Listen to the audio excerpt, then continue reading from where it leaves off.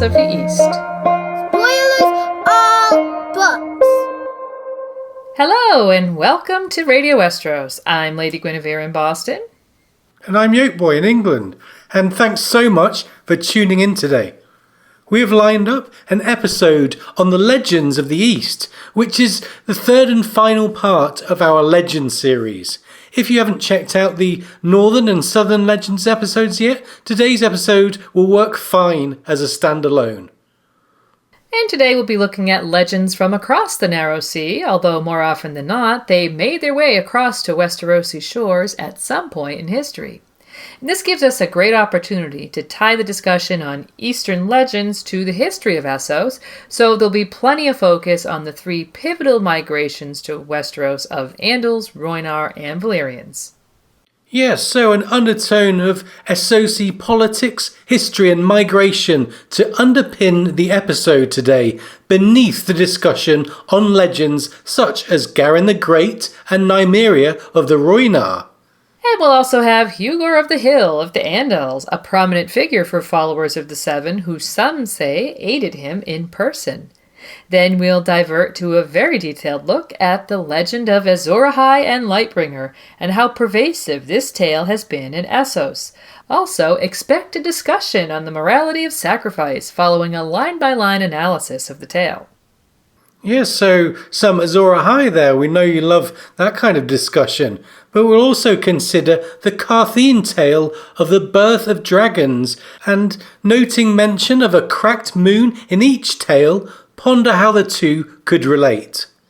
Then we'll visit the damned and doomed in the grim mines of Valyria, where a call for mercy is first answered by a legendary no one. And finally, we'll consider the oppressive Valyrians, the reasons why they behaved as they did, and consider a legendary figure of theirs in Daenys Targaryen who dreamed of a coming doom.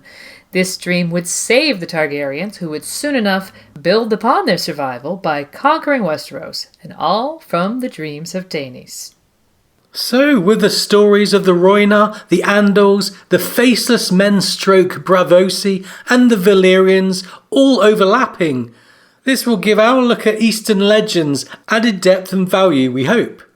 And speaking of legends, we have some legendary supporters, and we want to shout out all of you who have joined our Patreon campaign to support the podcast, including our Flaming Lightbringer patron, TJ Harrington, our Dragonsteel patrons, Harry Krishna, John Bulgarian, and Peter, and our Pale as Milk Glass patrons, Rory, Laura, Sister Winter, and Kelly.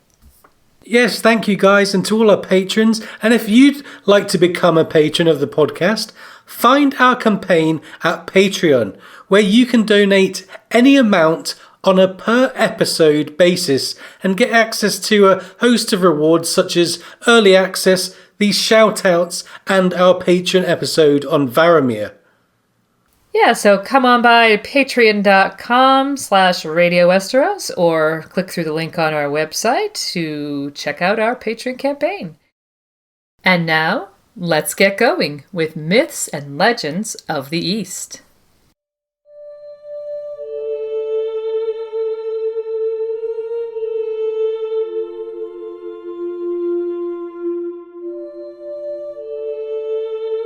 The Rhoynar had grown rich off the bounty of their river. Mother Rhoyne they named her. Fishers, traders, teachers, scholars, workers in wood and stone and metal, they raised their elegant towns and cities from the headwaters of the Rhoyne down to her mouth, each lovelier than the last.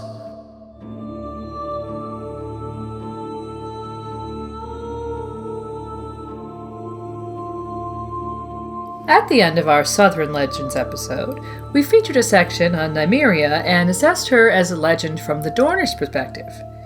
Here we can offer some continuity as we explore the Rhoynar legends and consider Nymeria's exodus from the Essosi perspective. Here we now have the opportunity to look at the issues behind the 10,000 ships legend, what happened before Nymeria headed for Dorne, and to consider another Rhoynish legend in Garin the Great. Both figures are part of the overarching story of the last great migration into Westeros, and so there will be a neat overlapping in this telling. But to understand Garin and Nymeria, we must first understand the Rhoyne. The River Rhoyne is known to be the mightiest in the world, and in the time after the decline of the Giscari Empire, the Rhoyne prospered along its banks. Elegant cities arose, and the Rhoyne developed as an artful, musical, skilled people who were as adept with their crafts and constructions as they were with their own brand of water magic. Among these cities were Nissa and Qarth, ruled in time by Princess Nymeria and Prince Garin respectively. Each Rhoynish city had its own princess or prince, with these rather progressive societies valuing equality between the sexes.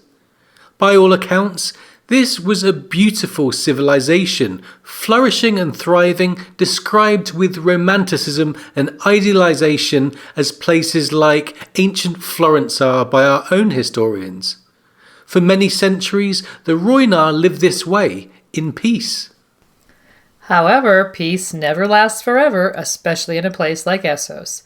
The specter of war loomed over this society, and this was a winged specter, breathing flame and taking slaves, because, given the victory over the Giscari, it was perhaps inevitable that the dragon lords of Valyria would one day fix their gaze on the next thriving civilization. The Rhoyne are not described as an aggressive people, yet years of attempted Andal conquering had hardened them to resisting invasion, and so we can assert that they were formidable defenders. With a magical relationship with the Mother Rhoyne, their mentioned metalworking, their women warrior tradition, and their turtle shell shields, here was a people seeking advantage in any way they could. Magic, skills, culture, or habitat. It should be no surprise then that as defenders, many savage peoples knew better than to mistreat the Rhoyne. However, this was a lesson apparently lost on the Valyrians, who were emboldened by their dragon riding culture. The Rhoyne showed no ambition to expand their own empire, yet the myriad of Valyrian outposts did.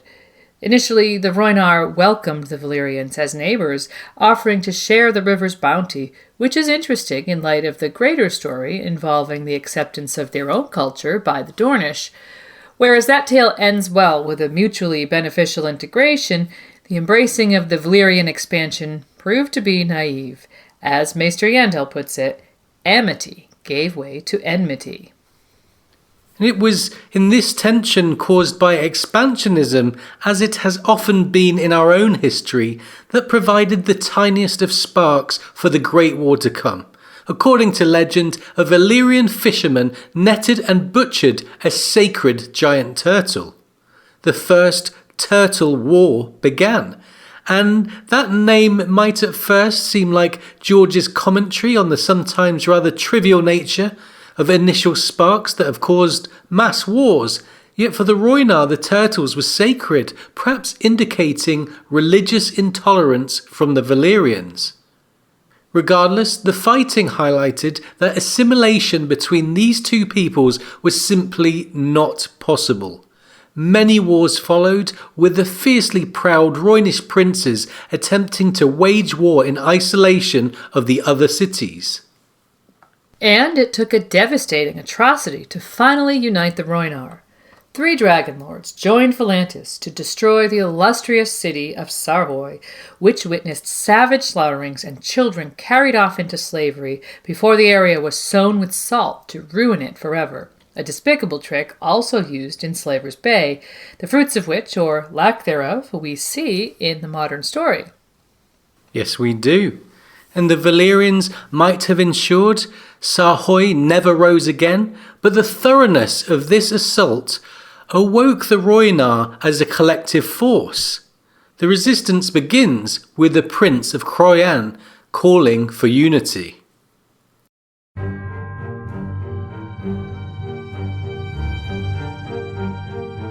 We shall all be slaves unless we join together to end this threat.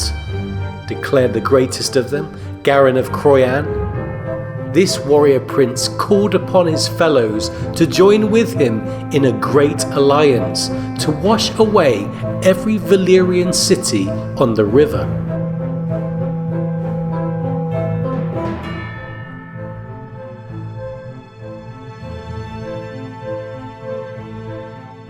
With the Valyrian expansionism becoming increasingly aggressive, Prince Garin must have felt that full-scale war with the Dragon Lords was an inevitability. In fairness, it seems like there was no path for diplomacy, and the Rhoyne cities fighting independently risked enslavement against overwhelming forces. In spite of great support from other leaders, there was but one who spoke against him, Princess Nymeria, who claimed, "This is a war we cannot hope to win." Such was the unpopularity of her opinion, the warriors of her own city joined the chorus of princes who shouted her down. Even in hindsight, it's difficult to evaluate the dispute without knowing what Nymeria's alternate policy was at that time, but it is possible that in its complexity and the factor of the relentless and ferocious foe, that the Rhoyne were then in a catch-22 situation where they were destined for devastation either way. However, fighting unwinnable wars is a romantic notion, which is a reason why the legend of Garin has endured so much that in the Mercy chapter, and tiny spoiler alert, Garin the Great is portrayed in theatre to this day. And so Garin took the nuclear option in a manoeuvre that could be described as both retaliatory and preemptive, amassing the largest army ever seen in Essos, apparently 250,000 strong. Every man from the length of the Rhoyne and its many tributaries answered the call to arms, and water wizards were primed to nullify the threat of dragons. At this stage, Garin might seem like Caraticus of British history, a first-century leader who united the British tribes to fend off the Romans. And in story, we might think of Mance Rayder uniting the Free Folk, or Lauren of the Rock joining with Mern of the Reach to oppose Aegon Targaryen. The story doesn't go well for any of these men, nor does it for Garin. He began by smashing every Valyrian settlement in his march down the river, and then took Seloris and Valisar, with their magicians creating great waterspouts, archers killing 2 dragons, and in spite of heavy burning losses, Garin took Volontheris.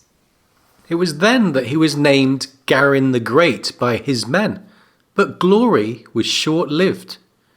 In a bold move, he marched on Volantis, who refused to engage his host. Instead, they appealed to the freehold of Valyria. The Valyrians replied, not with 3 dragons, but reportedly with 300. And it's said that tens of thousands burned or were drowned seeking salvation in the Mother Rhoyne, which itself was said to have boiled under the dragon flame.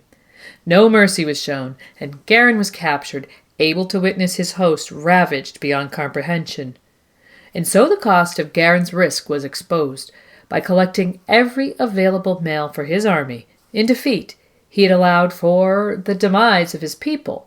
We wonder if the Dothraki will be a party to the same brazenness if they're ever employed on the battlefield altogether, as alluded to in the stallion that mounts the world prophecy. Yeah, we'll have to wait and see for that. And after Garin's host was destroyed, came the sackings, with Sar Mel being ruthlessly scourged. Next was Prince Garin's own city of Croyan, and the Valyrians trapped him inside a golden cage to watch.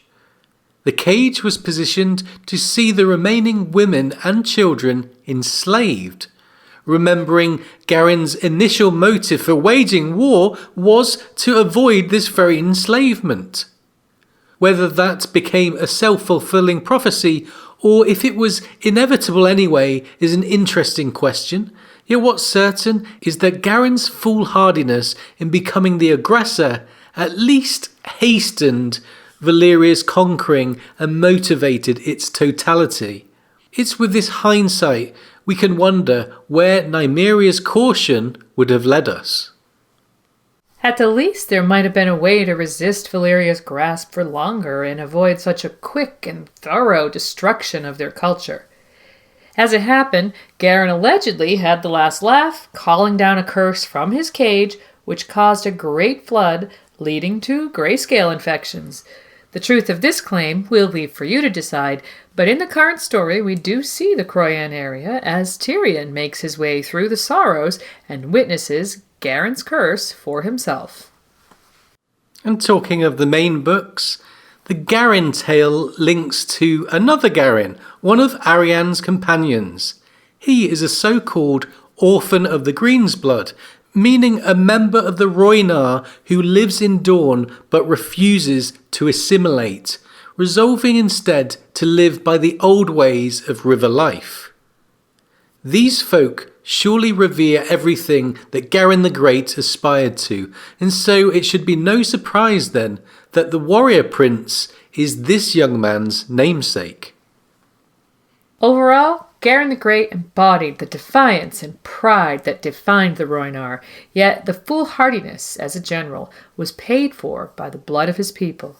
As we mentioned, there is a grayness in the political background revolving around that catch-22 that the Rhoyne found themselves in, and along those lines it's interesting to consider how the Valyrian monopoly on dragons brought an unfairness and inevitability around the destruction of neighboring populations. No river magic could stand against the mobility and hostility of Dragonflame coming from the Freehold's winged armada, and that was Garin's critical error.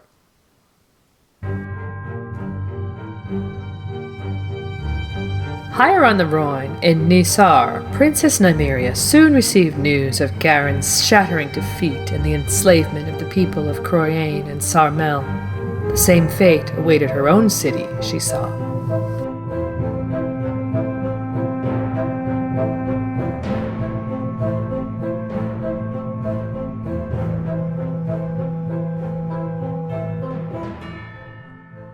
Princess Nymeria can't have had much time to think when Garin's forces were obliterated and Chroyan devastated. As before, her people were in a double bind, though the time for caution and diplomacy that she'd spoken for was well and truly past. With the same motives as Garin to protect her people from enslavement, Nymeria aimed to flee, the flight to Garin's fight. The Rhoyne were a population assimilated and bound to life in their particular habitat, masters of their beloved Rhoyne. We think George designed them this way on purpose, as to make their eventual displacement all the more heart-wrenching. With the men all but dead, it was women and children who filled every available boat. The legend of 10,000 ships might be exaggerated, but bear in mind the collection also included rafts and pole boats. And the impromptu exodus faced immediate and severe problems, from the jaws of one hell to another. Many vessels weren't seaworthy, causing either sinking, loss, or retreat into the arms of slavers. Another dilemma was the fact that the Rhoyne were aimless. They sought provisions at the Basilisk Isles, where pirates united to burn 200 ships and take the passengers as slaves. And the Corsairs returned to offer Nymeria settlement on the Isle of Toads, so long as she provided children as regular human tributes. With a defiance that seems typically Rhoynish, she refused to sell out her own people. Instead, she headed for Sothorios, where the Rhoyne would attempt to settle. Only desperation could have led them this far south, as the continent was notoriously inhospitable. And there were riches to be found in Sothorios, yet it wasn't worth the cost of the discomfort. Disease, fevers, plagues, boils and sores manifested amidst the oppressive environment where dangerous animals, slavers and wild natives all took their toll. Remembering the Rhoyne were river people, these local rivers proved perilous and deadly. It must have seemed as if every part of nature was feeding off them. and after a year, a settlement was found empty, similar to the disappearance of the English Roanoke colonists during the New World expeditions. So, Nymeria renewed her exodus. And Noth was next, where at least they were welcomed by the peaceful locals. However, visitors to the island have to contend with the deadly butterfly fever disease, which does a great job keeping slavers off the island. Unfortunately, it also seems to have overcome the Rhoyne, who tasted the mortal illness and retreated back to the sea. And Nymeria then led her people to the Summer Isles, where Wallanu quickly became known as the Isle of Women. With a poor yield of food, the Rhoyne now suffered starvation on this stony isle. The yearning for a past life was attractive for those losing faith in their leader, so some left for the Mother Rhoyne, only to meet a predictable and unfortunate fate of slaughter or enslavement. And it's difficult to say how scared and lost these people must have been at this point. They had endured unimaginable suffering since their fathers, husbands, and lovers had first been annihilated by Dragonflame. After the slavers, disease, famine, and all the unspeakable pain, fear, and uncertainty they had undergone, they looked to their leader for what must certainly have been a final roll of the dice. Unfortunately, Nymeria rolled towards dawn. We covered some of Nymeria's Dornish exploits in our Southern Legends episode, but to briefly round off the story here, Mors Martell married her and the Rhoyne managed to assimilate into the Dornish culture, with Nymeria burning her fleet to declare this permanence. This alliance provided cultural boons for the area, and soon Mors and Nymeria were conquering Dorne. The immigrants and hosts found a mutually beneficial way to live, and Nymeria had a profound and lasting effect on Dornish culture, making her one of the most influential rulers in the entire history of Westeros. The story of the Rhoyne and their asylum seeking is harrowing and distressing, but through persistence and perseverance in the face of seemingly insurmountable odds, hope and happiness prevailed. So goes the last great migration from Essos to Westeros, although Daenerys and a huge host might soon be sailing west as well. She would do well to learn from the trials and tribulations of Princess Nymeria, who escaped slavery to become a ruler and whose 10,000 ships will be legendary forevermore. As for the fate of the original antagonists, the Valyrians, we'll discuss their comeuppance later in the episode. Next, we'll take a trip to Andalos with Hugor of the Hill.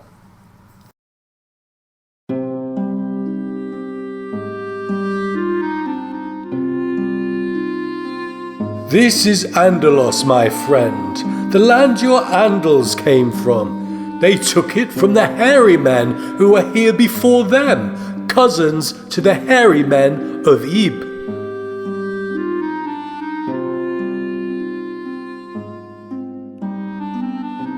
We pass through Andalos and Tyrion's point of view in A Dance with Dragons, albeit the southern marches, which are called the Flatlands. True Andalos is further north, but as we journey from Pentos to the Rhoyne, we at least get a taste of the area, enough to bring the historic civilization into the conversation. And just as the civilization of the Rhoyne is a shadow of its former self, so is Andalos, whose name reveals this as the home of the Andals, that is, before they struck west and invaded Westeros.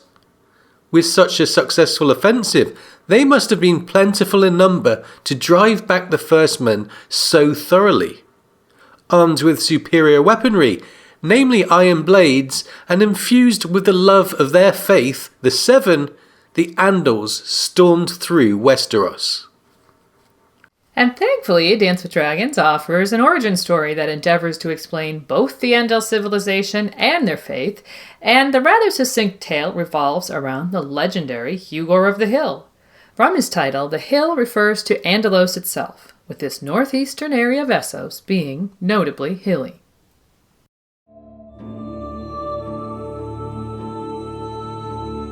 The sacred book of the faith, the seven-pointed star, speaks of a golden land amidst towering mountains, when Hugor of the Hill received his visions of the bounty that would one day belong to the Andals.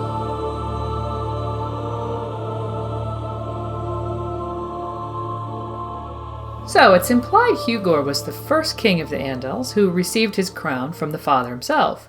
According to the faith, quote, the seven themselves had once walked the hills of Andalos in human form.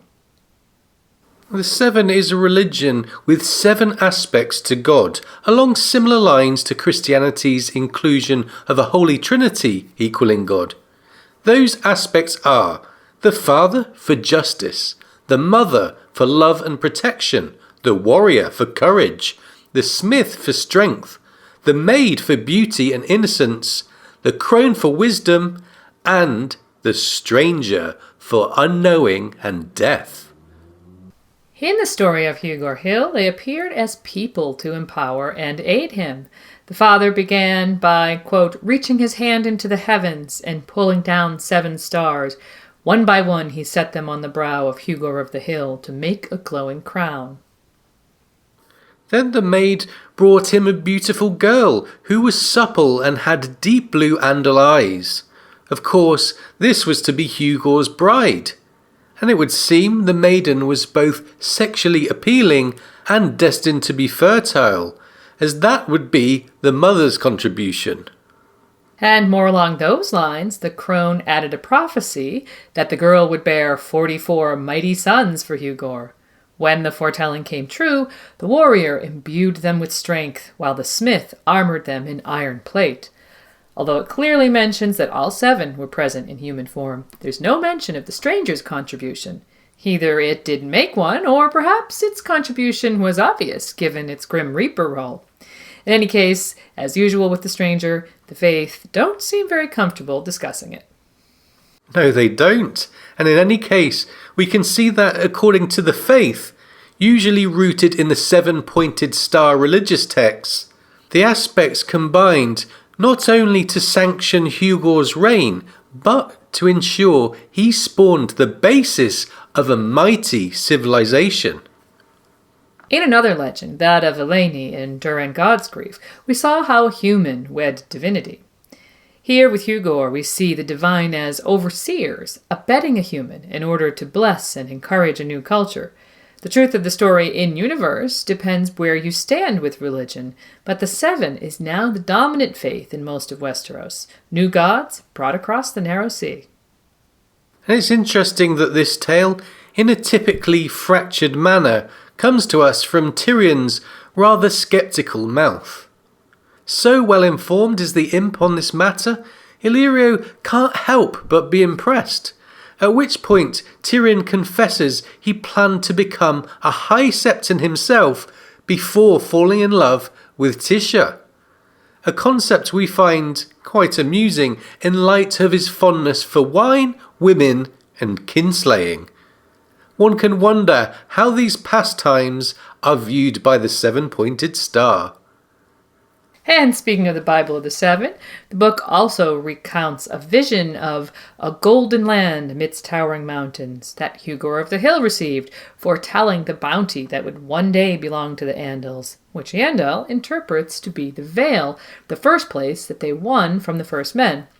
Apparently the vision came from the 7 themselves, who promised Hugor and his descendants great kingdoms in a foreign land, leading the faith to highlight this as the sole reason for their Western ambitions.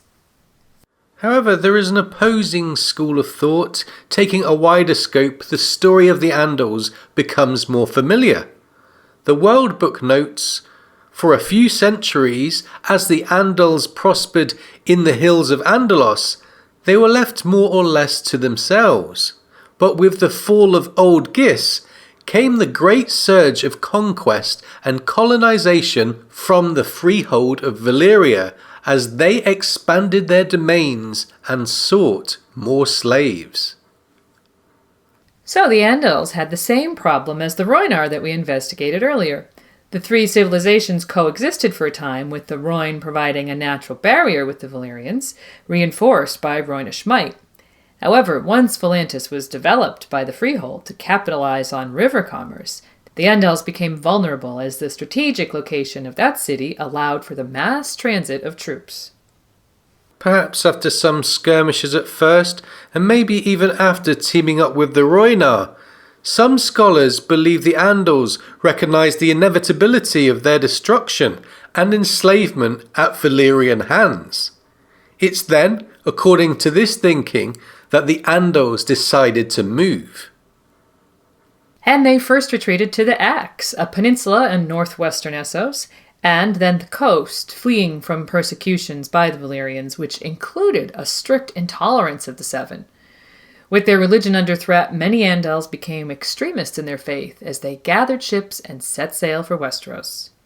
When they landed in the Fingers, collected their strength, and began battling the First Men, this newfound zealotry might have been their impetus to defeat the resistance of those First Men and strive for religious dominance. Many weirwoods were burned in the ensuing wars.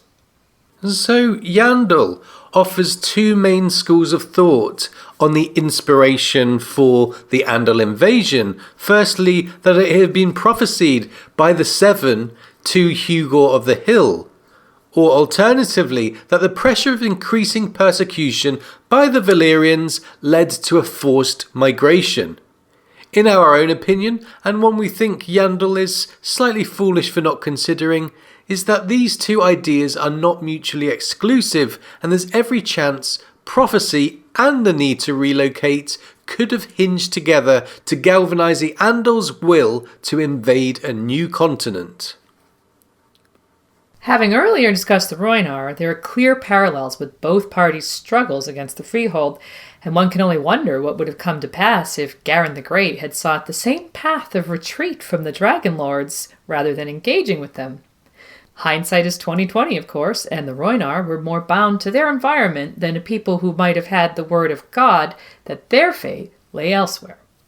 As it was, the Andals found their promised great kingdoms in a foreign land, were largely victorious against the First Men, and spread the faith of the Seven far and wide. It was a colossal movement of people, a successful plan, and it all began with the legendary Hugor of the Hill and his guidance from the Seven. Whatever the truth of the legend, it's the belief in it that has become an important part of Essosi and Westerosi culture, helping to shape countless lives since. And incidentally, there might be grimmer information on Hugor from Pentoshi lore. They were a group of swan maidens, which means women who could turn themselves into swans, who lured travelers to their deaths. A man named Hugor, who led the Andals at that time, found the swan maidens and killed 7 of them. Not, however, for their crimes, but simply as a sacrificial offering for the 7. The Andal notes that Hugor could be translated as Hugor. As we saw with Qarth Greenhand in Southern legends, there are sometimes dark, lesser-spoken undercurrents to these old legends, revolving around human sacrifice.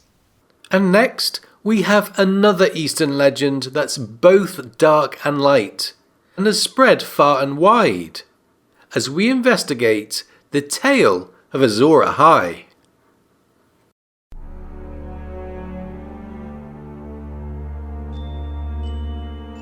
In ancient books of Ahai, it is written that there will come a day after a long summer when the stars bleed and the cold breath of darkness falls heavy on the world. In this dread hour, a warrior shall draw from the fire a burning sword, and that sword shall be Lightbringer, the red sword of heroes, and he who clasps it shall be Azor Ahai come again, and the darkness shall flee before him.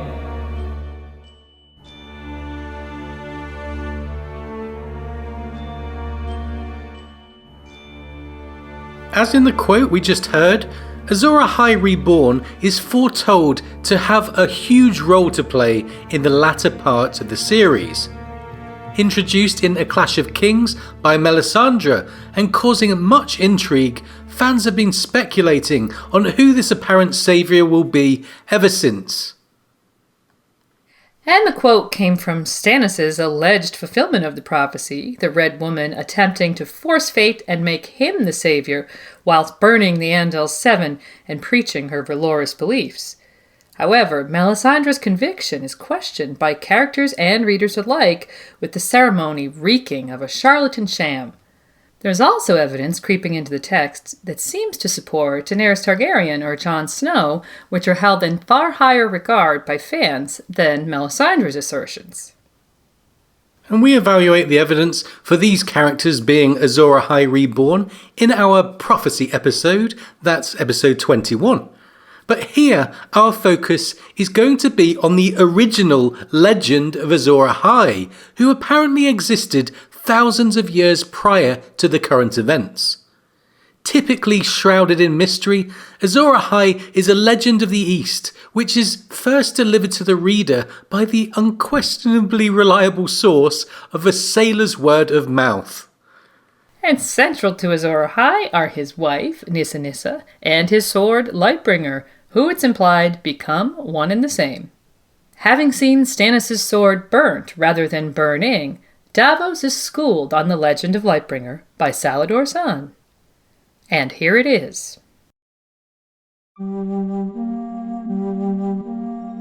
Do you know the tale of the forging of Lightbringer? I shall tell it to you.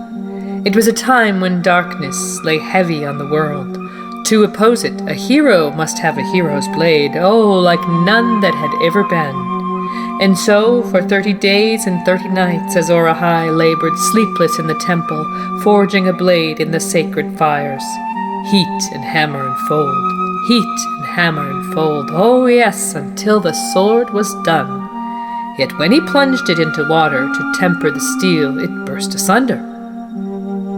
Being a hero, it was not for him to shrug, so again he began. The second time it took him 50 days and 50 nights, and this sword seemed even finer than the first. Azor Ahai captured a lion to temper the blade by plunging it through the beast's red heart. But once more the steel shattered and split. Great was his woe and great was his sorrow then, for he knew what he must do. 100 days and 100 nights he labored on the third blade, and as it glowed white-hot in the sacred fires, he summoned his wife. Nissa Nissa, he said to her, for that was her name, bare your breast, and know that I love you best of all that is in this world. She did this thing. Why, I cannot say, and Azor Ahai thrust the smoking sword through her living heart. It is said that her cry of anguish and ecstasy left a crack across the face of the moon, but her blood and her soul and her strength and her courage all went into the steel. Such is the tale of the forging of Lightbringer, the red sword of heroes.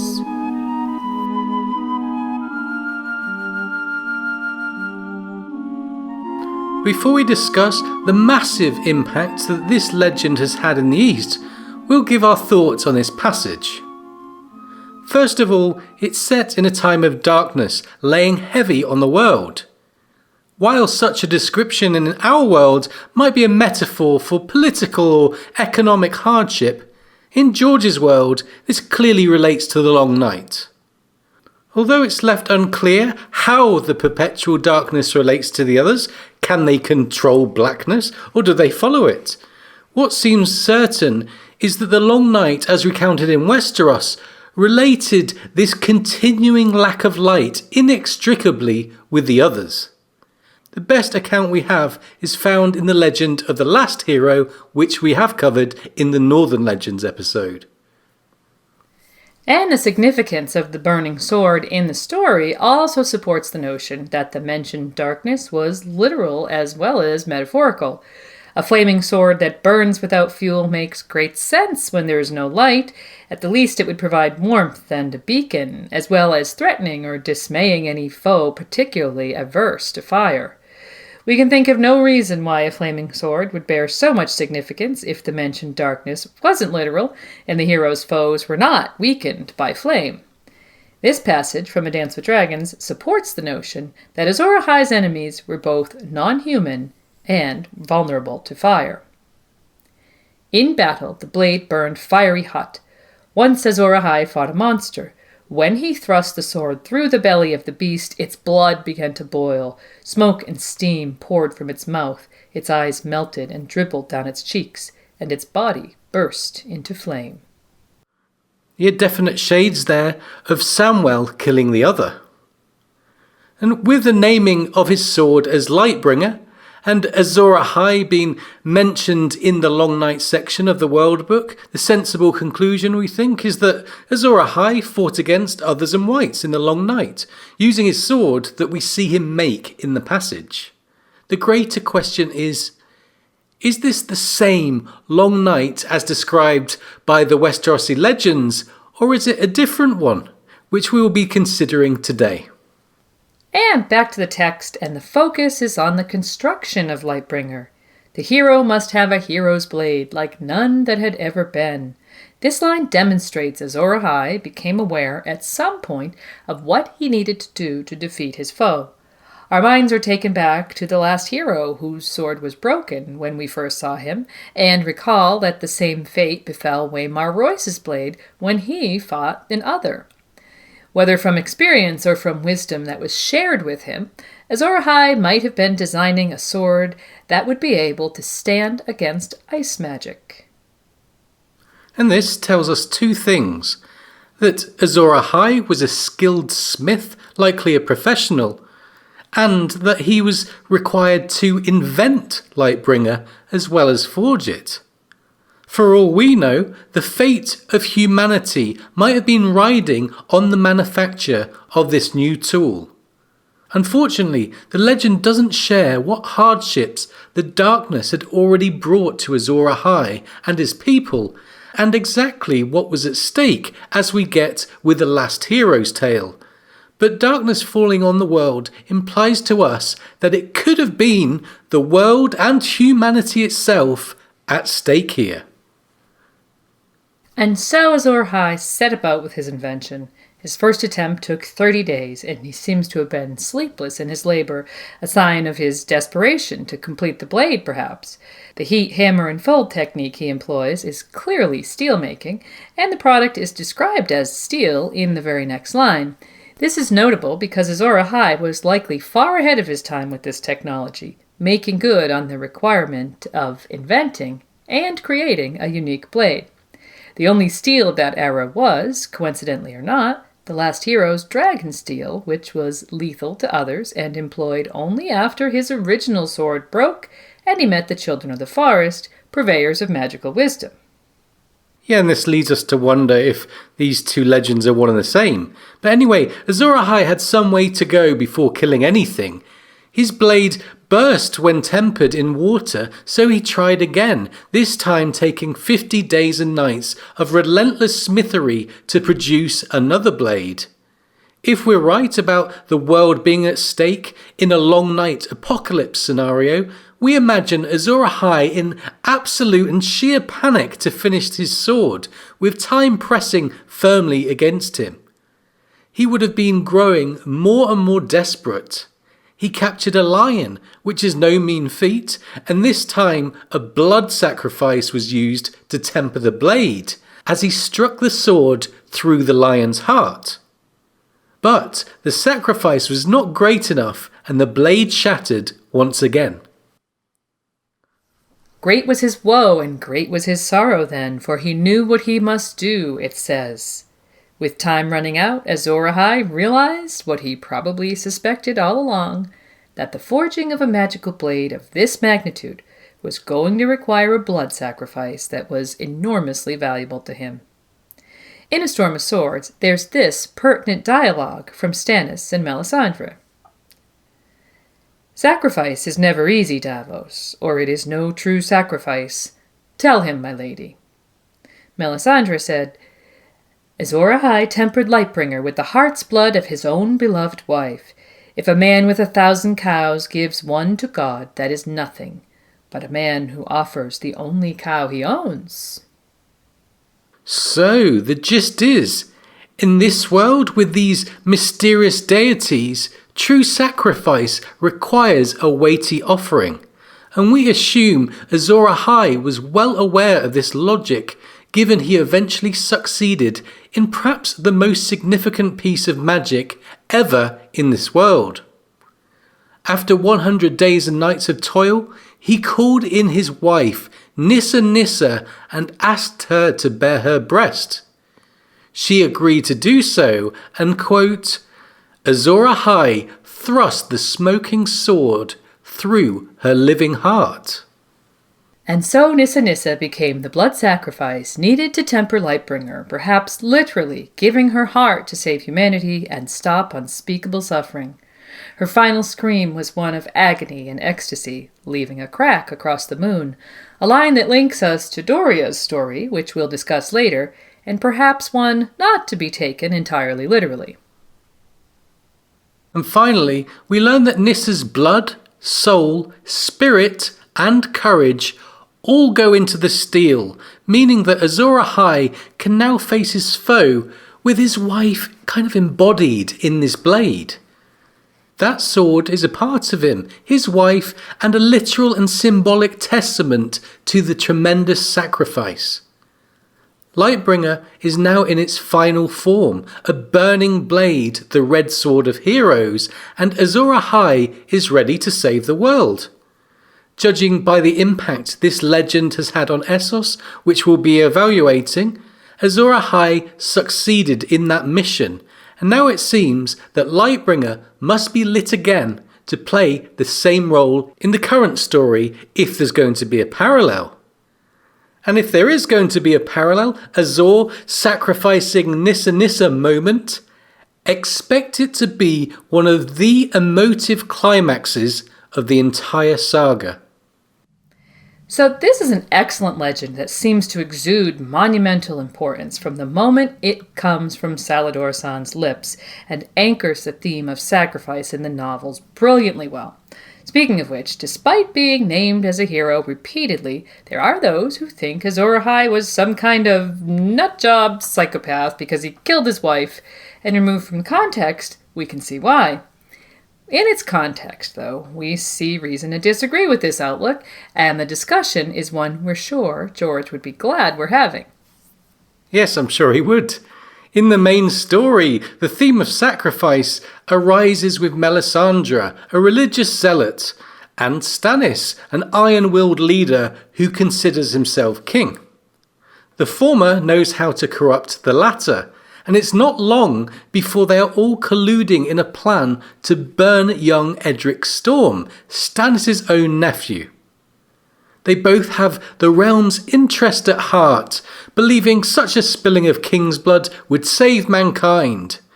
Melisandre even cites Azor Ahai as justification, as we heard earlier. However, the reader knows that Melisandre, whatever her intentions, is not trustworthy as a magician. In spite of genuine prowess, she misinterprets visions and as such is dangerous as an intermediary with the divine forces. We know burning Edric wouldn't save the millions Stannis claims, and if Davos Seaworth hadn't intervened and the child had been burned alive, Stannis would have committed one of the greatest evils, and all for nothing. Which brings us to Azor Ahai. His situation is really akin to Stannis's. Yet, there are some crucial differences, we think. Most prominently, that his intentions to save mankind and therefore service the greater good actually come into fruition.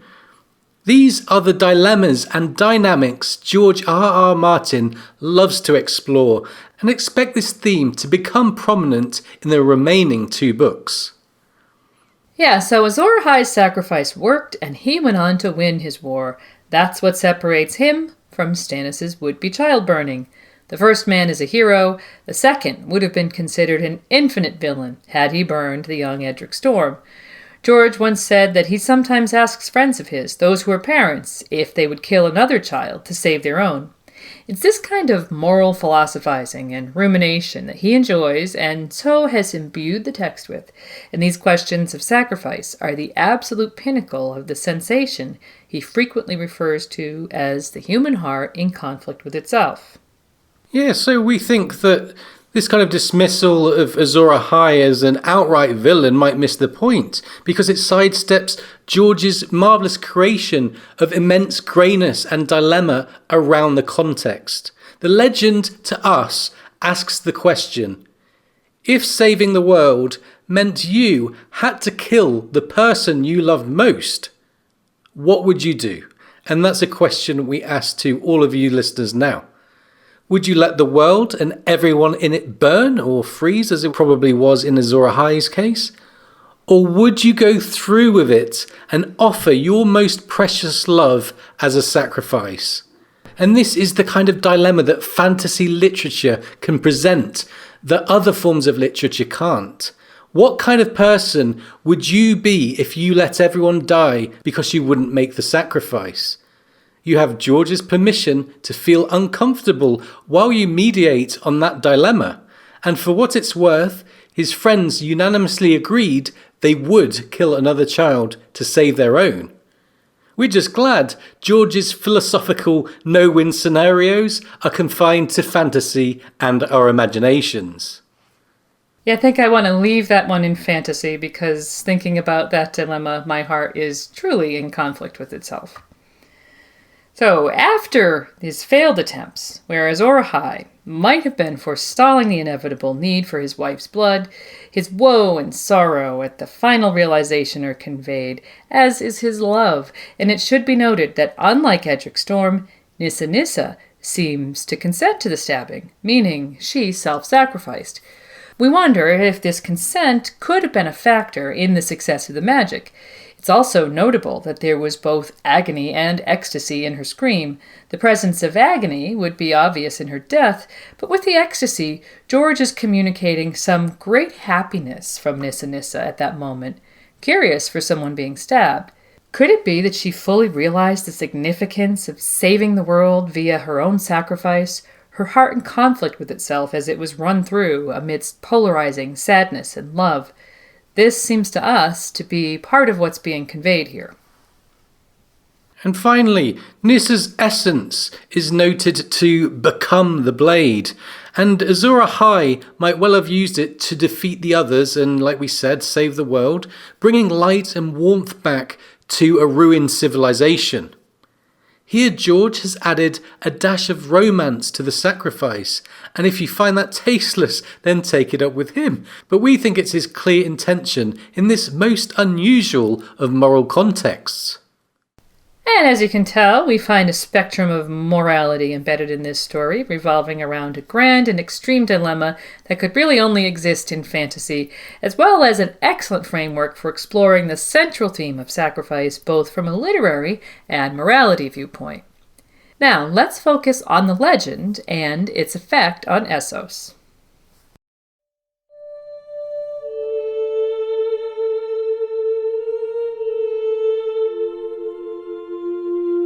It is also written that there are annals in Ahai of such a darkness, and of a hero who fought against it with a red sword.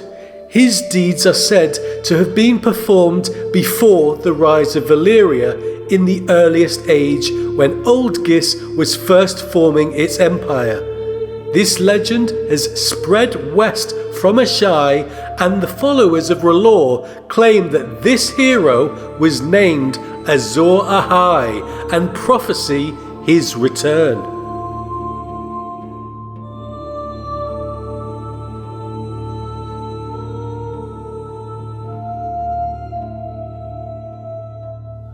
As mentioned by Melisandre, and again in the World Book as we just heard, the legend of Azor Ahai comes from the mysterious city of Ahai at the edge of the known world to the east. However, there seems to be evidence of localized versions of the tale all over Essos, underlining how monumental this man was to culture across the eastern continent. In the World Book it says, "How long the darkness endured, no man can say, but all agree that it was only when a great warrior, known variously as Haikun the Hero, Azor Ahai, Yin-Tar, Neferion, and Eldric Shadowchaser arose to give courage to the race of men and lead the virtuous into battle with his blazing sword Lightbringer, that the darkness was put to rout, and light and love returned once more to the world." So, a collection of names are given for Azor Ahai, and at first glance they might seem random. However, on closer inspection of the World Book, we can identify their culture of origin and so visualize an Azor Ahai map of Essos. So in the far eastern Asshai, we have Azor Ahai. As noted, he forged a magical burning blade and fought against the darkness. Of significance is the Jade Compendium, a book written by Coloco Votar, following his travels around the Jade Sea, which neighbours Asshai. The book collated legends including unique accounts of Azor Ahai. Next, we have the name Yintar, which we can attribute to both Yi and the preceding mythical civilization of the Great Empire of the Dawn. Yi is a nation and region of great history which lies west and up the coast from Asshai, sharing the Jade Sea. We can guess that Yintar relates to Yi because their capital city is called Yin. The World Book also gives us this information from the aforementioned Jade Compendium.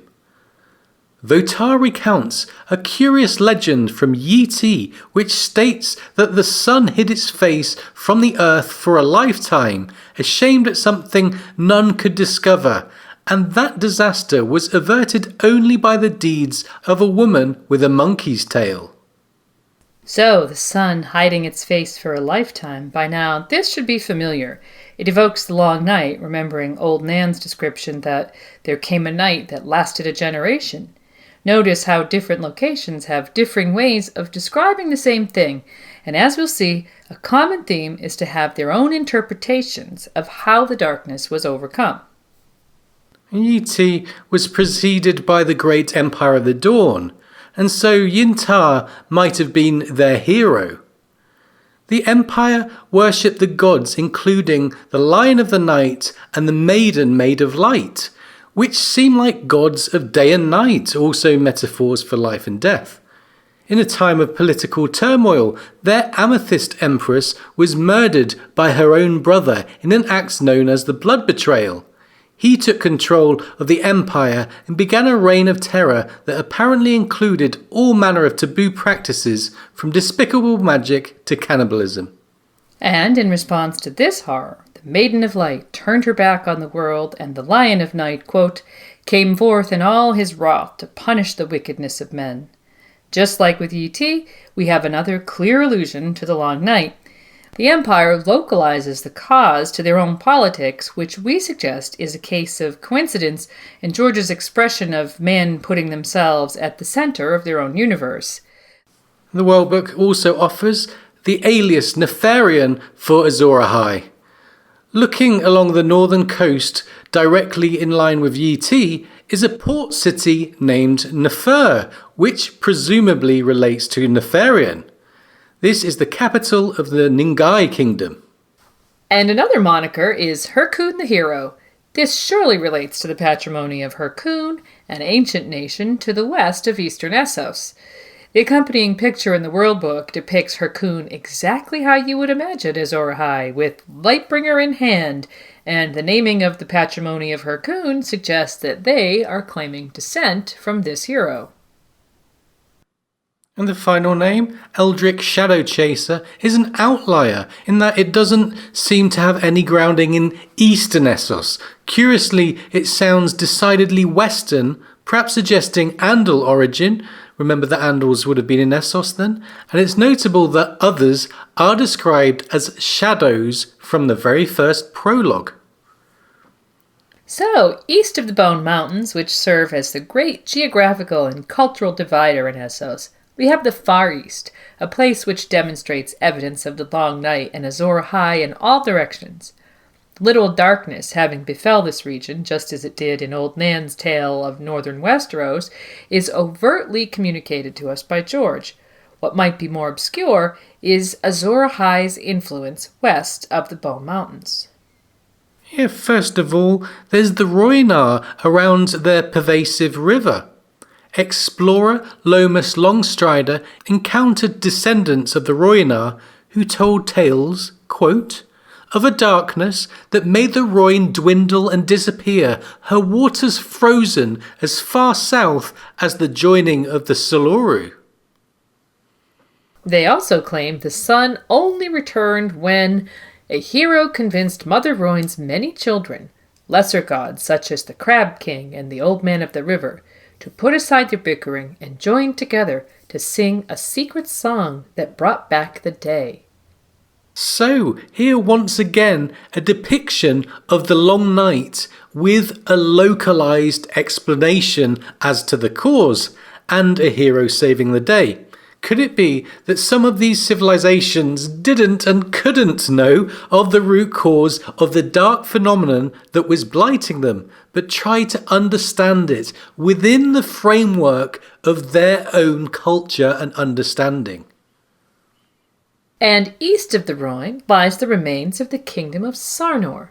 Their hero and legendary ancestor was called, wait for it, Azor Ahai, surely another allusion to Azor Ahai. Legend has it that he was born of the last Fisher Queen from an entirely different realm. It sounds to us that the patrimony of Hyrkoon were not the only ones claiming blood kinship from Azor Ahai. Given our look at Garth Greenhand in the last episode and how half the Reach were claiming kinship to him at one point, any such claims should be taken well salted. Everyone wants to be related to the hero. And let's enter more speculative territory, where there's Braavos, whose entrance is punctuated by a huge statue. Simply called the Titan of Braavos, the depiction is never given a real identity or context, which we find rather strange. We wonder if the last hero is being depicted, not only for the use of bronze, but this warrior figure is also carrying a broken sword, as did the last hero. Why would the Braavosi depict the last hero, you might ask? Well, this idea really makes a lot more sense if the last hero and Azor Ahai were one and the same. Then Braavos would be doing the same as the other places in Essos in acknowledging the magnitude of Azor Ahai's achievements. And finally, in Essos, we have Doreah's tale from Qarth, in which we see strong connections with the Lightbringer tale, but we'll have a full section on that one later. So, even with a couple of speculative associations, there is widespread documentation of the Long Night and a heroic savior in Essos, as there was in Westeros. The million-dollar question remains, were these separate incidents and heroes, or separate accounts of the same series of events?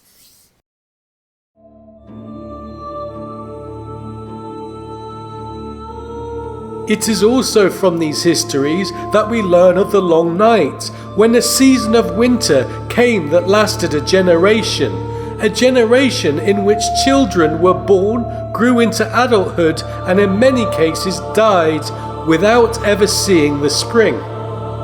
Indeed, some of the old wives' tales say that they never even beheld the light of day, so complete was the winter that fell on the world.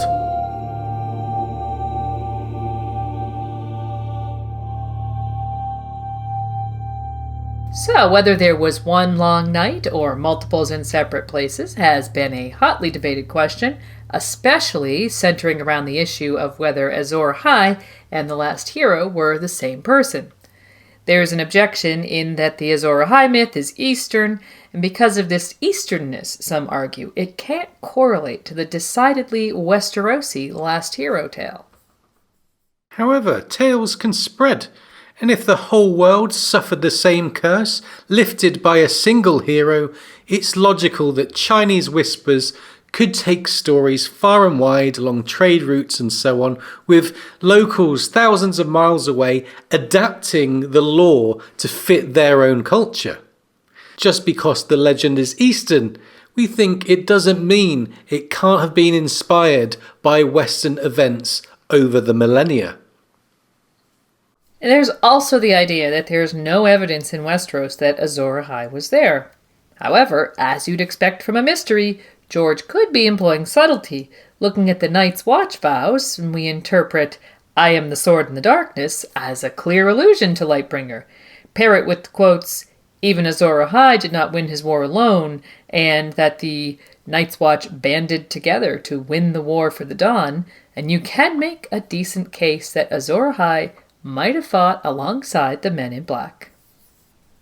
And another point of contention is the existence of the 5 forts on the boundaries of Yi. These magnificent ancient buildings stand almost 1,000 feet tall, and it's claimed they were constructed to keep the line of the night's demons away from the realms of men. So the 5 forts might indicate the great Empire of the Dawn were waging their own war during a long night. However, taking a closer look at the geography, and we can see that the 5 forts separate the realm of men from the land of the Shrikes. This land is said to be populated by, quote, shrieking monsters who are described as lizard-like. The forts happen to block any path for the Shrikes to engage with humans, obstructing the only way through the mountains of the Morn and the Bleeding Sea. So these could feasibly be the referenced demons, but we definitely think George intended that the 5 forts would stimulate debate about the long night and whether there were 1 or 2 or many of them on purpose, as is his style of mystery cultivation. He often employs some contentiousness in order to confuse and divide readers and get us arguing amongst ourselves. For us, though, there being one single long night with one savior is highly appealing. It's the smoothest solution to this tangle from a literary standpoint. We see evidence of the long night all over Essos, yet the extinction level event bears more weight as one which affected the entire world. As Yandel says, so complete was the winter that fell on the world. Yeah, the world. It's talking about the whole world there. As we've said, a confused Essos trying to make sense of an incredible catastrophe that blighted them all, but originated and ended thousands of miles away, could feasibly lead to the variety of similar yet localized legends we've seen today. Having multiple long nights or others invasions seems a bit messy to us. We said in our Long Night episode, quite a long time ago, that the fact that the others came from northern Westeros, correlating to where the Children of the Forest had retreated to, was too much of a coincidence for us. With multiple long nights, we would have to have the others, or their ilk, being created multiple times, half a world away, and despite evidence of children in Essos, neither of us really favor that idea. It seems to us like a solitary, dark miracle that they came into existence, whatever the specifics. And as well as 2 or more tribes of others being created and multiple long night events, there would also have to be multiple saviour figures. For us, a far cleaner solution is that this was all the same event and the world has a shared mythology as a result. And a reveal that Azor Ahai was in fact the last hero would be an intriguing moment for readers. Nobody's doubting the World Book when it says Azor Ahai, Harkoon the Hero, Yntar, Nefarian, and Eldrick Shadow Chaser were one hero with many names. And given how well their stories fit together, the last hero could well be another. We know the last hero, with a broken sword and unable to stand against the others, found the children. The next thing we know, he's slaughtering others with his unique magic blade. So what happened in between and how the last hero got that sword is a mystery, but there does happen to be a very similar legend that we looked at today where a man makes a unique sword to fight the darkness. We did discuss in our Legends of the North episode if these tales were chapters of the same story. Hero needs blade, hero makes blade, hero defeats foe. Whether you agree these heroes are one and the same or not, because there's many different opinions across the fandom, we're sure you've all got your own, we think George would be very satisfied that us readers are in debate. Overall, the Azor Ahai legend is a geographically pervasive and culturally rich mythology that links to the current story very well, given that history appears to be repeating itself. As such, ancient wisdoms held in lore could become an essential tool in defeating the others, creating intriguing dynamics between past, present, and future. Expect Azor Ahai Reborn to lead the charge against the others, but by no means by himself. And as we said, we anticipate the reigniting of Lightbringer through the willing heart of a new Nissa Nissa to be one of the emotional and thematic pinnacles of the series. Yes, we do. We think it's going to happen. Not everybody does, but we do. And we're currently wondering about Jon Snow sacrificing Daenerys with Dawn for that moment. That's our current way we're thinking about it. But again, we're sure that each of you has your own ideas and predictions for this moment. Some people don't even think it's going to happen. But this is a sure sign that George's mystery writing is doing what it should. Everyone's got their opinions on Nissa Nissa and Azor Ahai. And anyway, earlier we mentioned Doreah's story about the cracked moon. Given we see shades of Azor Ahai there, we're going to have a look at that one next.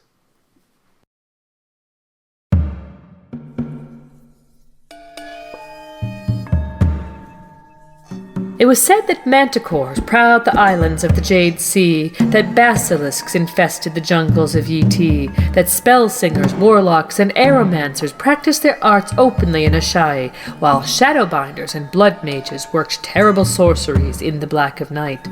Why shouldn't there be dragons, too? No dragon, Eerie said. Brave men killed them for dragon, terrible, evil beasts. It is known. It is known, agreed Jiqui. A trader from Qarth once told me that dragons came from the moon, blonde Doreah said. In A Game of Thrones, and unlike her brother Viserys, Daenerys begins to bond with the Dothraki. She forms a good rapport with her 3 wedding gift handmaidens, Irri, Jiqui, and Doreah. She also begins to form some kind of bond with 3 other of her gifts, the 3 stone dragon's eggs.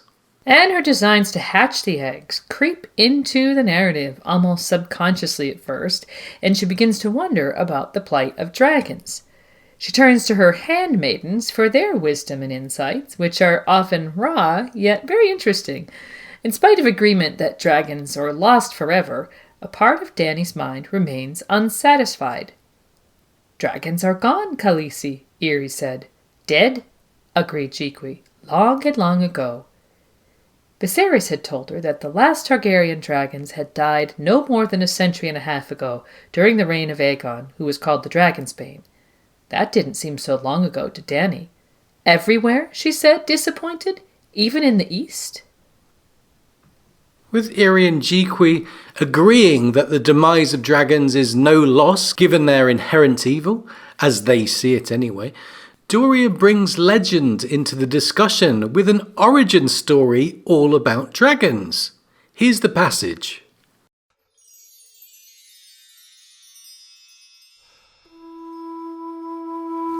A trader from Qarth once told me that dragons came from the moon, blonde Doreah said as she warmed a towel over the fire.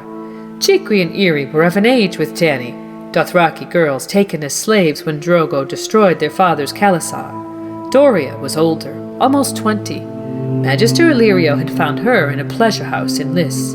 Silvery wet hair tumbled across her eyes as Dany turned her head, curious. The moon? He told me the moon was an egg, Khaleesi, the Lysene girl said. Once there were 2 moons in the sky, but one wandered too close to the sun and cracked from the heat. 1,000,000 dragons poured forth and drank the fire of the sun. That is why dragons breathe flame. One day, the other moon will kiss the sun too, and then it will crack, and the dragons will return.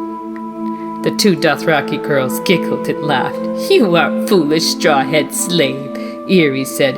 Moon is no egg. Moon is God, woman, wife of sun. It is known. It is known, Jiqui agreed.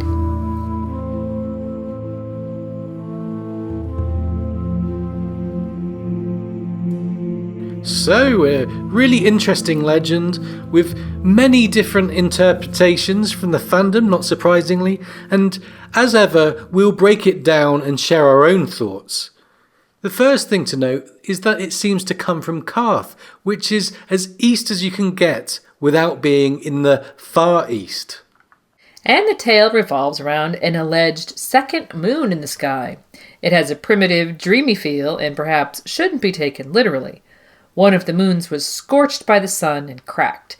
Out poured 1,000 dragons because that moon was in fact an egg. This sounds like a legend that tries to explain something that its authors simply couldn't understand. And the part where the dragons drink from the sun, hence their dragon flame, borrows off a rich tradition of fire acquisition legends from our own world, most notably Prometheus of Greek legend stealing the heavenly fire for humanity, enabling the progress of civilization. Then the tale turns prophetic as it predicts that dragons will return when the remaining moon is similarly scorched by the sun. The story, as it is, further centralizes the theme of Dany wanting to hatch her eggs, bearing in mind this tale was relayed after they were warmed by the sun. Her eventual hatching of them on the pyre was born of instinct, and Doreah's story, as well as dreams and other tidbits, contribute to her subconscious and her state of mind going into that miracle. However, no sooner is the tale told than Irri's remark causes the reader to immediately reevaluate what they've just read. She says, "Moon is no egg, moon is God, woman wife of sun, it is known." And this really changes the complexion of the whole story, we think. Yeah, it seems that George wants us to view the tale again through Irri's lens. With the moons as wives and the sun as a husband, the story feels increasingly allegorical. We wonder if the story of a wife bursting into flames because of her husband seems familiar? Could this be a loose and primitive telling of the legend of Lightbringer, given what we've wondered about his sociocultural tendencies to understand major events in unique ways? So in this interpretation, the first moon or wife was Nissa Nissa, the son or the husband was Azor Ahai, and the dragons were a metaphor for the great fiery force of Lightbringer. The second moon being predicted to repeat the feat of bursting into flame would then be suggesting that there's another Nissa Nissa in the span of the books. And the fact that it's introduced in Dany's arc, we think, could be significant. And to support a sort of Nissa Nissa reborn in the main story, we'll also highlight a direct link between the two tales. In this story of two moon wives, we get the first moon cracking from the heat of the sun, and when Nissa Nissa dies in the Azor Ahai tale, unleashing the fiery force, it says she, quote, left a crack across the face of the moon. One has to wonder why George left this subtle but clear link, which highlights the plausibility that one tale was adapted from the other.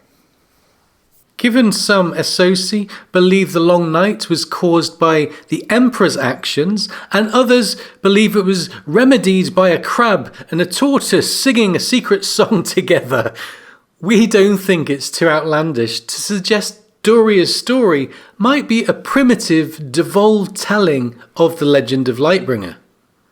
While we can't say it is known just yet, we do hope you enjoyed this look at the mysterious legend from Qarth.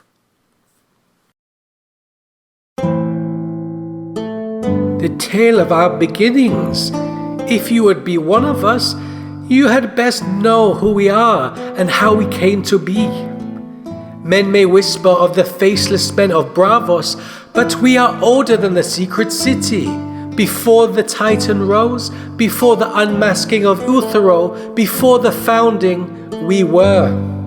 We have flowered in Braavos amongst these northern fogs, but we first took root in Valyria amongst the wretched slaves who toiled in the deep mines beneath the 14 flames that lit the freeholds nights of old.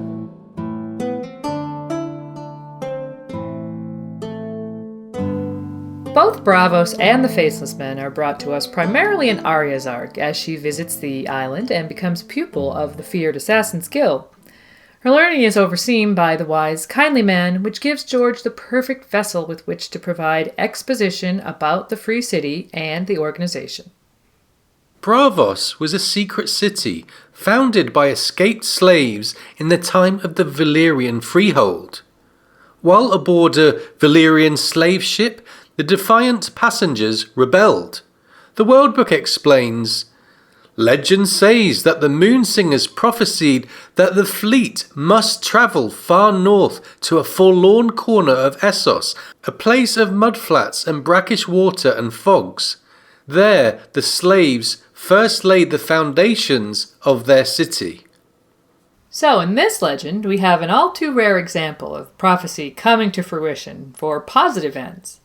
The wisdom of the Moonsingers, who are priests of the Jogos Nine in the Far East, took the slave boat to what would be Braavos. With the seclusion and heavy fog causing myopia for the freehold, the island was the perfect hideout and remained secret for a century. And being a society of escaped slaves must have attracted the Faceless Men to their shores, who are now based there in the House of Black and White. This company of elite assassins are devout to the many-faced god, effectively worshipping death in its many incarnations. And we see them administer death as both mercy and murder. Add in their use of glamoring, face-changing magic, and their impeccable reputation, and altogether the Faceless Men are a truly interesting organization, to put it mildly. As Arya begins on the road to becoming no one, the kindly man brings us yet more intrigue when he delivers the story of their origin and their legendary founder. Here's an excerpt.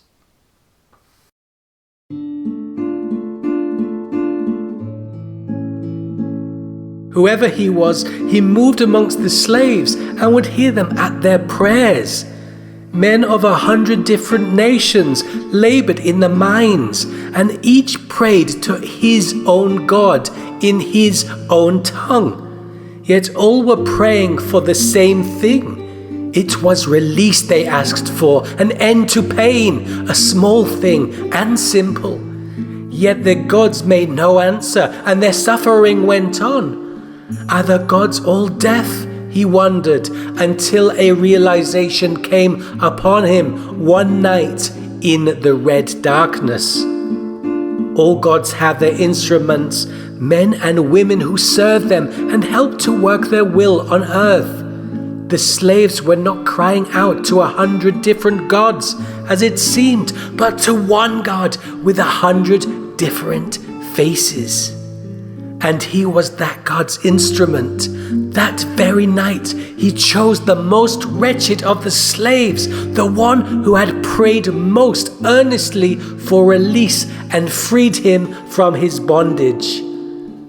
The first gift had been given. He killed the slave? He should have killed the masters. He would bring the gift to them as well. But that tale is for another day, one best shared with no one.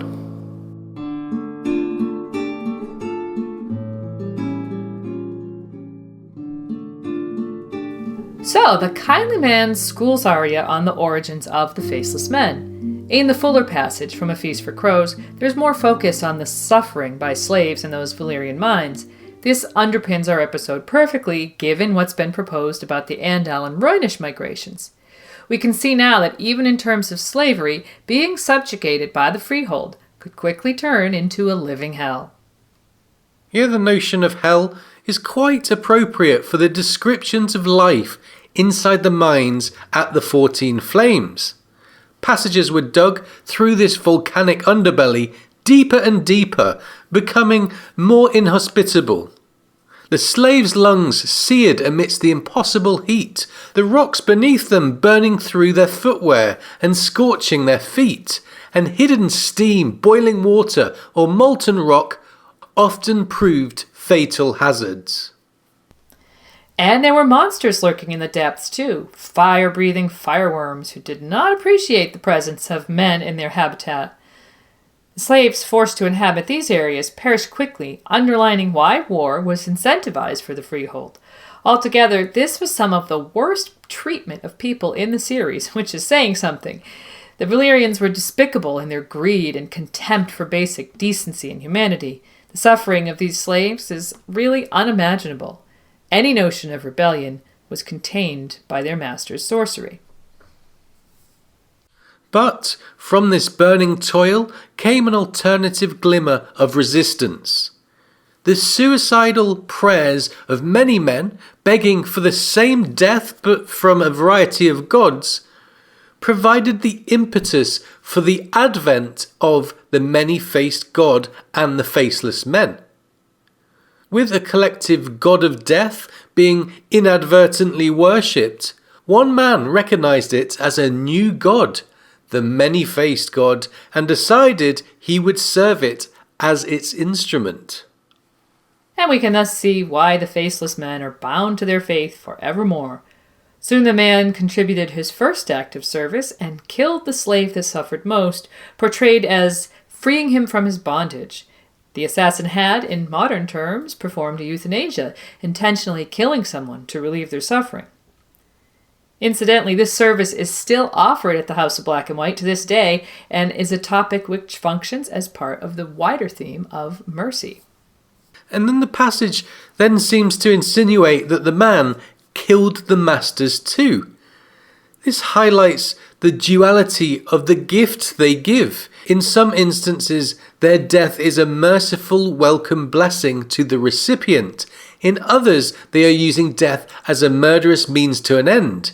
In this case, for revenge, punishment, and the greater good. And some readers interpret this rather ambiguous statement about killing the masters, which was purposefully cut short by George, as an allusion to the doom, insinuating that this man may have caused the cataclysmic downfall of Valyria. While the World Book ponders different theories, Septim Barth believes that the spells that held together volatile Valyria faltered, and another maester wonders if their fire mages were assassinated. Rather than opposing the kindly man's words, we wonder if they could work together. Could the secret cult of the Faceless Men have spread within the torture of the mines until they became organized enough to assassinate the linchpin magicians who held Valyria's lava flow together? We think there's great poetry in the notion that Valyria was levelled by a movement whose origins lay in those hellish mines, where thousands of slaves perished for their master's greed. It would make a great story, we think, and let's hope that we can get more on that from the kindly man in the Winds of Winter. And regardless, the originator of the Faceless Men is a great legend so far, and of course we all want to know who this man was, including Arya Stark. It says, some say he was a slave himself, others insist he was a freeholder's son, born of noble stock. Some will even tell you he was an overseer who took pity on his charges. The truth is, no one knows. She is informed that the man was no one, and despite the speculation, the point is that it doesn't matter who he was. He was serving death when he gave his gifts, and Arya is learning she must become similarly selfless if she is to succeed in her training. A hidden sword and dreams of a wolf suggest to the reader that she'll always be Arya Stark. And overall, with this legend, George masterfully integrates intriguing backstory within Arya's training, giving us the history of a religion, the company, their ethics, and maybe, just maybe, a clue about the day the Inferno of the Mines came to the Masters in more ways than one. And with all this talk of the Doom, and having seen so much of them as antagonists in this episode, the final section today will be all about the end of the Freehold and how it was written in prophecy.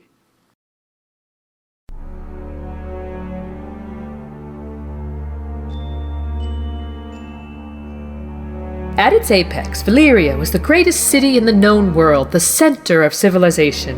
Within its shining walls, 200 rival houses vied for power and glory in court and council, rising and falling in an endless, subtle, oft savage struggle for dominance.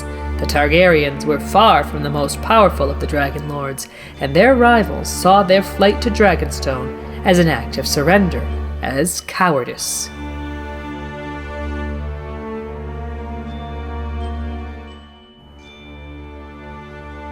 the Valyrian Empire was dominant at its peak. There had been another dominant city named Old Gis, who had mastered the business of slavery and expansion long before Valyria.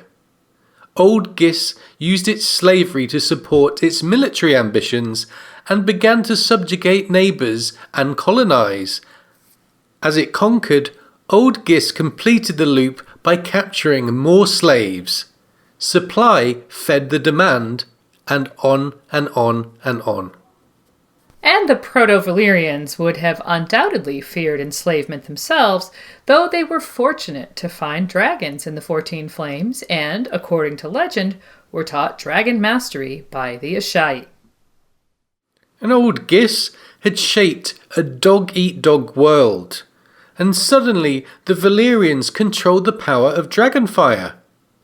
After 5 great wars, they subjugated the Giscari, showing no mercy.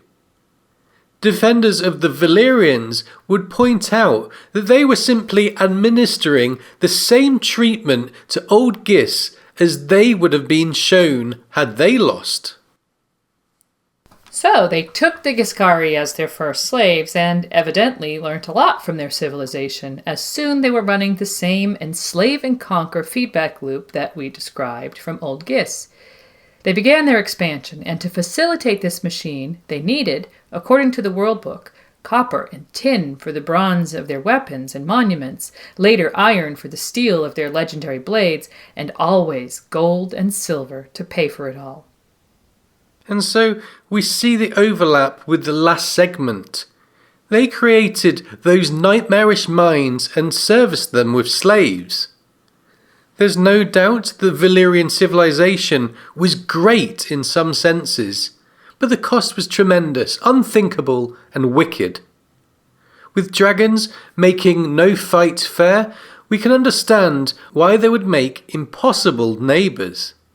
There must have been an air of invincibility about them at their peak. However, the volcanoes that gave them their initial boon also became their ruin. It seems the Valyrians' great mistake was to build their civilization on shaky foundations, quite literally, or else their systematic war machine might have taken the whole world in its thrall. With no Andalos or Rhoyne to oppose them, they dominated the area, with evidence for preparation of a strike seen in their establishing an outpost near Westeros, which they named Dragonstone. And then says Maester Yandel, unexpected to all, save perhaps Aenar Targaryen and his maiden daughter, Daenys the Dreamer, the doom came to Valyria. And so we arrive at the legend of Daenys Targaryen and her dreams. Lord Aenar's maiden daughter, Daenys, known forever afterward as Daenys the Dreamer, had foreseen the destruction of Valyria by fire. And when the doom came 12 years later, the Targaryens were the only dragon lords to survive.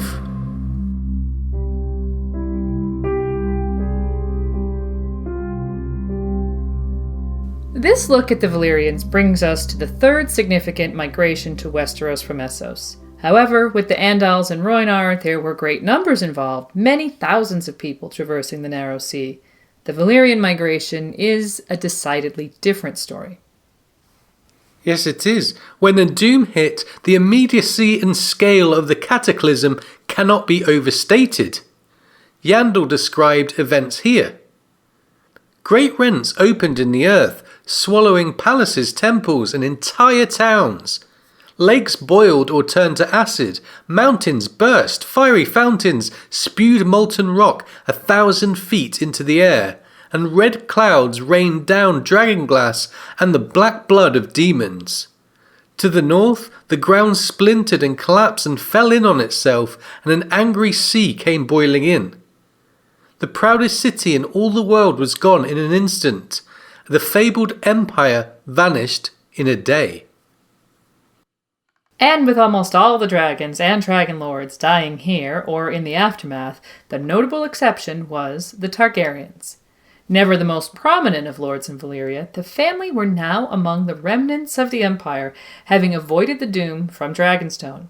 However, they didn't owe this evasion to simple good luck, but rather to prophecy. In the previous section, we discussed how the prophecy of the Moonsingers worked out remarkably well for those escaped slaves seeking salvation. The foresight led them to Braavos. Along similar lines, the writings of Daenys the Dreamer predicted the devastation of Valyria, prompting her father, Aenar Targaryen, to flee in anticipation. Yandel explains, Aenar Targaryen sold his holdings in the freehold and the lands of the Long Summer, and moved with all his wives, wealth, slaves, dragons, siblings, kin and children to Dragonstone, a bleak island citadel beneath a smoking mountain in the narrow sea. So Aenar must have had the utmost faith in Daenys' visions, which again display the inherent prophetic abilities of some Targaryens and their dreams, named dragon dreams, whether they focus on dragons or not. The Targaryens were derided as cowardly by the other families, yet 12 years later, and his maiden daughter was proven correct. And Daenys is briefly mentioned in the main series only once, and this by Roderick the Reader. He tells Asha Greyjoy, "See here, Marwyn claims to have found 3 pages of signs and portents, visions written down by the maiden daughter of Aenar Targaryen before the doom came to Valyria." And given her words were amongst the most pivotal in history, it's a shame she doesn't get a mention by name. She wrote her prophetic dreams in a book now called Signs and Portents, and we'd love to read the contents of those found 3 pages discovered by Archmaester Marwyn. A revealing conversation with Daenerys about Valyria would be delightful, and of course we can only hope. Other than the fact she married her brother, Gaemon, and had 2 children, little else is known of Daenys. Nevertheless, her impact was monumental, inspiring safe passage from the Doom, which is essentially the prologue for Aegon Targaryen's invasion 114 years after the Cataclysm. The rest, as they say, is history. Yeah, following a successful invasion, for which Dragonstone proved to be a strategic base, Aegon and his sister wives, 5th-generation descendants of Daenys, began a dynasty that would dominate Westeros for 300 years. As East met West, the continent now included Valyrians, Andals, and Rhoyne, all hailing from Essos, and all brought their legends with them across the narrow sea.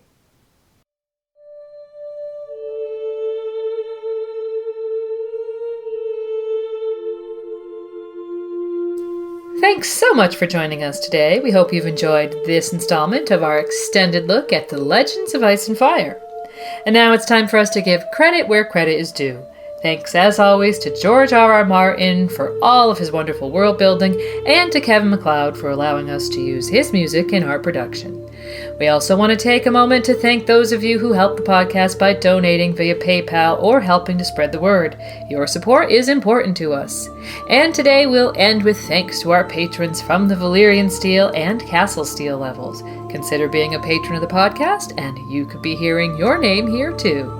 Thanks to Patrick Silver Eagle, Pepper Nix, Dean, Josh, Alexis, Amber, Chris K, Marge of the Mage, Jessica, Joe, June, Kurt, Rusted Revolver, John H, Lady of the Frostfangs, William James, Sir Bobby the Knight, Thrower of the Valyrian Steel Chair, Maltude, Melitza, Yorlan, JM, the Mad Maester of Castle Black, Oxheart, Eliana Targaryen, Casey, Boss, Aerodo, Lady Steelwind, Sharon of Littlefield, Sir Kobe of House Stonesmith, Words are Wind, Deeds are Stone, Joy, Whitney, Marcel, Matthew, Aaron, Sasha, Aileen, the podcast lawyer, and Lady Direliz of Castle Naki, the alpha patron. And thanks as well to Ryan, Stephen, Matthew, Derek, Sir Kyle Dane, wielder of Sundown, X of the Afternoon, Matthew, Dutch, Defender of the Berm, the Red Woman, Anne, Allison, Christina, Clay, Yo and Longbeard, the Well-Read, Wine Gobbler from Ultima Thule, Monaro Geek TV, Patrick, Scott, Tammy, Goldie Juke, Clarissa, Lady Storch, Ezra, Rachel, Joseph, Kevin, Adam, Danielle, Dennis, the Orange Man, Emma, Jeffrey, Judson, Roger, Jordana, Lauren, Cat of the First Men, Marjorie, Crimson Kate, Cajun Khaleesi, Emily of the Eyrie, Terry, Jake, Melissa, Maria, Mark Joseph, the Snow in Winterfell, and Lord Brandon Brewer of Castle Blackroon, Sworn Alesmith, the House Stark, Grandmaster of the Zithomancers Guild, and Keeper of the Buzz. As always, let us know if I've pronounced any of your names wrong, if you have a nickname you'd prefer us to use, or if we've left anything out. Visit RadioWesteros.com for quick access to all our podcasts. You can also find a link to our Patreon campaign, donate via PayPal, or comment on our content there, or find us on YouTube, and of course you can connect with us via Twitter, Facebook, Google+, or Tumblr. To those of you that I had the wonderful chance of meeting at Ice and Fire Con last month, thanks so much for stopping by, and thank you for joining us here today. We'll see you soon with another episode. Bye for now.